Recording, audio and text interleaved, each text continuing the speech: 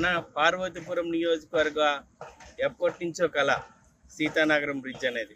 ఎందుకంటే ఎప్పుడూ బ్రిటిష్ వాళ్ళు కట్టిన బ్రిడ్జ్ పైనే ఇప్పటికీ రాకపోకలు సాగు చేస్తున్నాం. గత ప్రభుత్వంలో దీని ప్రాధాన్యతను కానీ దీని ఆవశ్యకతను కానీ మర్చిపోయారు. అయితే ఈ బ్రిడ్జ్ లేదు కాబట్టి ఆ బ్రిడ్జ్కైనా మరమ్మతుల డబ్బులు కూడా కక్కుర్తిపడి మాజీ ఎమ్మెల్యే 1,40,00,000 వస్తే ఆ 4 లక్షలు 16 లక్షలు ఖర్చు పెట్టి మిగతా ₹1,00,00,000 తన సొంత పాకెట్లో పెట్టుకున్న పరిస్థితి. కానీ ఎన్డీఏ కూటమి వచ్చిన తర్వాత ప్రతి విషయాన్ని చాలా శ్రద్ధతో తీసుకున్నాం.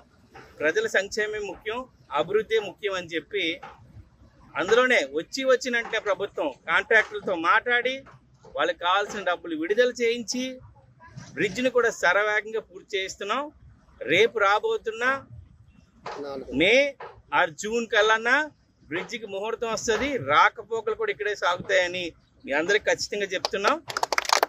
అంతేకాకుండా సీతానగరంలో ఇంకొక ఇంపార్టెంట్ బ్రిడ్జ్ మన గడ్లూపు బ్రిడ్జ్ని కూడా కంప్లీట్ చేసే బాధ్యతను పూర్తిగా కంప్లీట్ చేసే బాధ్యత ఎన్డీఏ గవర్నమెంట్ తీసుకుంటుంది.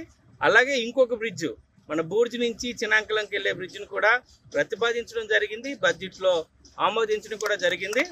సో ఈ మండలానికి వస్తున్న 3 బ్రిడ్జ్లు, బాలాజీపేటకు వస్తున్న నారాయణపురంలో ఉన్న బ్రిడ్జ్ కూడా పూర్తి స్థాయిలో కంప్లీట్ చేసే బాధ్యతని మేము తీసుకున్నాం.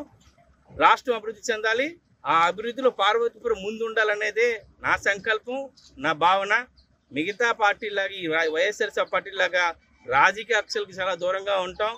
ఏవైనా చేయాలనుకుంటే ఎప్పుడో చేసేవాళ్ళం. కానీ మాకు మా నియోజకవర్గం ప్రజల అభివృద్ధి, వాళ్ళ అభ్యుదయమే మా ముఖ్యమైన విషయాన్ని మరొకసారి గుర్తు చేస్తున్నాను.